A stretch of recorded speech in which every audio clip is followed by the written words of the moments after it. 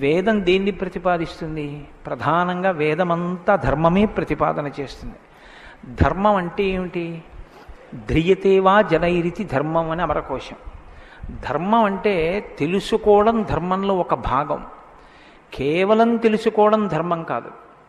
తెలుసుకున్నాడు, అనుష్ఠించడు, అప్పుడు ధర్మమా అంటే ధర్మం కాదు. మీరు శ్రీరామాయణాన్ని జాగ్రత్తగా పరిశీలనం చేస్తే రాముడికి ఎన్ని తెలుసో ఎంత తెలుసో, రావణుడికి అన్ని తెలుసు, అంతా తెలుసు. కానీ రాముడి ముందు రావణుడు ఎందుకు నిలబడలేకపోయాడు? ఒక్కటే కారణం, తాను తెలుసుకున్నది తాను విన్నది అనుష్ఠించాడు రామచంద్రమూర్తి.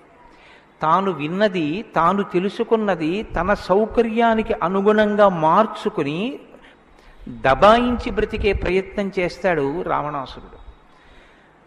ధర్మాన్ని మీరు తెలుసుకోవడం ప్రధానం ఎంతో, దాన్ని అనుష్ఠించడం కూడా అంతే అవసరం.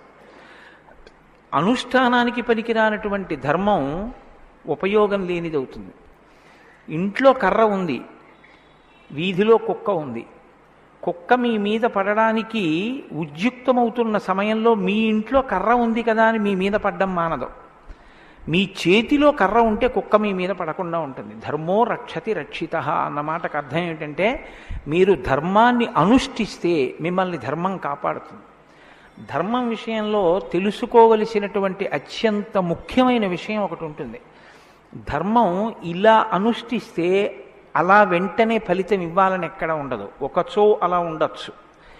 ధర్మం ఎటువంటిదంటే, పంట పండడం కోసమని చెప్పి వ్యవసాయదారుడు భూమిని దున్నడం మొదలు పెడతాడు. భూమిని దున్నగానే పంట పండుతుందా? భూమిని దున్నిన తరువాత వర్షం పడే వరకు ఎదురు చూడాలి. వర్షం పడితే పంట పండుతుందా? విత్తనాలు వేయాలి. విత్తనాలు వేస్తే పంట పండుతుందా? మొలకలెత్తాలి. మొలకలెత్తినంత మాత్రాన పంట పండుతుందా? దానికి చీడా పీడా పట్టకుండా సస్యరక్షణ చేసుకోవాలి. 6 గాలము శ్రమిస్తే చిట్ట చివర ఆ పంట బాగా చేతికొచ్చి ఫలసాయాన్ని ఇస్తుంది. అప్పుడు కోత కోసి తెచ్చి పొలం గట్టున వేసి బస్తాలకెత్తి ఇంటికి తీసుకెళ్లి దాచుకునే పర్యంతము పండిన పంట మీ చేతికి వచ్చింది అని నమ్మకంగా చెప్పడం సాధ్యం కాదు. ధర్మం కూడా అంతే. ఇవాళ మీరు ధర్మం చేశారు అని వెంటనే ఫలితం ఇవ్వదు. అధర్మం కూడా అంతే. మీరు ఇవాళ అధర్మం చేశారు అని వెంటనే ఫలితం ఇవ్వదు.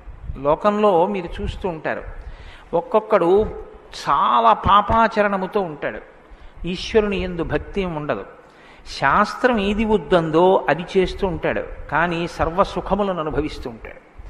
మనకేమనిపిస్తుందంటే, ఆయన ఈశ్వరుణ్ణి ధిక్కరించాడు కదా, ఆయన ఏం ధర్మం పాటించట్లేదు కదా, ఆయన ఏం వేద ప్రమాణాన్ని అంగీకరించట్లేదు కదా, ఆయన సంతోషంగా సుఖంగా ఉన్నాడు. అన్నీ విని, అన్నీ నమ్మి, అన్నీ విశ్వసించి, వేదమును ప్రమాణముగా స్వీకరించి ధర్మమును అనుష్ఠించినటువంటి నేను కష్టాలు పడుతున్నాను. ఏమిటి ఉపయోగం ఈ ధర్మం పట్టుకుంటే అనిపిస్తుంది.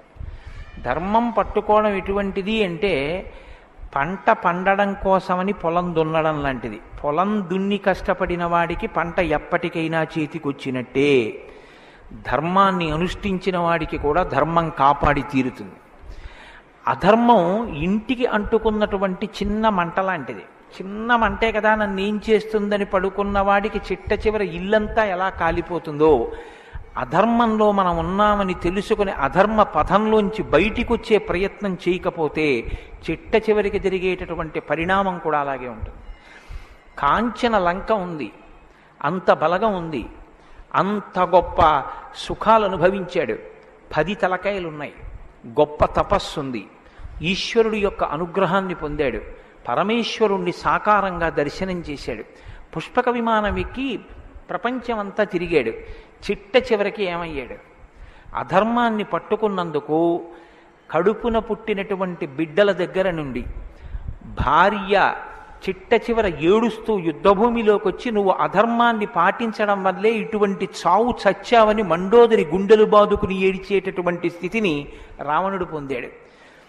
ప్రతి క్షణం ధర్మాన్ని అనుష్ఠించాడు. ఎంత ఓపికగా అనుష్ఠించాడంటే, ఎన్ని కష్టాలైనా రాని ఆయనకి కావలసింది మాత్రం ఒక్కటే, ధర్మం. ధర్మమా సుఖమా, ధర్మమా కష్టమా, ధర్మమా ప్రయోజనమా, ధర్మమా అడ్డదారా, ధర్మమా కోరిక తీరడమా? మీరు పక్కన ఏవి పెట్టి చూడండి, శ్రీరామచంద్రమూర్తి జీవితం అంతా ఒకటి, ధర్మమే. వాలన్నాడు, సుగ్రీవుడితో ఎందుకు స్నేహం చేశావు? నాతో స్నేహం చేస్తే రావణాసురుణ్ణి నిగ్రహించి నీ భార్యని వెంటనే ఇప్పిద్దును, ఎందుకు సుగ్రీవుడితో స్నేహం చేశావని అడిగాడు. నాకు కావలసింది ధర్మం. అధర్మాన్ని పాటించేటటువంటి నీతోటి స్నేహం వల్ల నా భార్యని తెచ్చుకోవడం నాకు అక్కర్లేదు, అందుకు నిన్ను నిగ్రహించానన్నాడు. తండ్రి మరణించాడు, చెక్కు చెదరలేదు. భార్యను అపహరించారు, చెక్కు చెదరలేదు. రాజ్యం పోయింది, చెక్కు చెదరలేదు. జటాయువు మరణించాడు, చెక్కు చెదరలేదు. ఇలా కాదన్నయ్య, ఈ మార్గాన్ని విడిచిపెట్టి ఇలా వెళ్ళన్నాడు తోడ పుట్టినటువంటి లక్ష్మణమూర్తి. నాకొద్దన్నాడు. కన్న తల్లి కౌసల్య అంది, నీ తండ్రి ఇటువంటి దురాత్ముడు కాబట్టి నన్ను కూడా నీతో తీసుకెళ్ళండి. వద్దమ్మా, ధర్మం ప్రధానం అన్నాడు. ఎన్ని పర్యాయాలు ఆయన మాట్లాడితే ధర్మం ధర్మం ధర్మం. అయితే ఇక్కడ మీరు ఒక మాట గమనించవలసి ఉంటుంది. ధర్మం అంటే ఏది ధర్మం? కోటేశ్వరరావు గారు చెప్తే ధర్మం అవుతుందా? లేకపోతే ఎవరో నేను ఇది చెప్తానండి ఇది ధర్మం అంటే అవుతుందా? మనం చెప్తే ధర్మం అవదు, వేదం చెప్తే ధర్మం అవుతుంది. వేదం ఏది చెప్పిందో అది ధర్మం. వేదమునకు వ్యతిరేకముగా చెప్పనటువంటి స్మృతి చెప్పినది ధర్మం. వేదమునకు వ్యతిరేకంగా చెప్పని స్మృతి చెప్పిన మాట పాటించిన వాడిది ధర్మం. ఆ ధర్మం ఎవడు పట్టుకుంటాడో వాడే శ్రీరాముడు. ఆ ధర్మాన్ని ఎవడు పట్టుకుంటాడో వాడు అంతిమంగా పొందేది ఏదంటే విజయమే.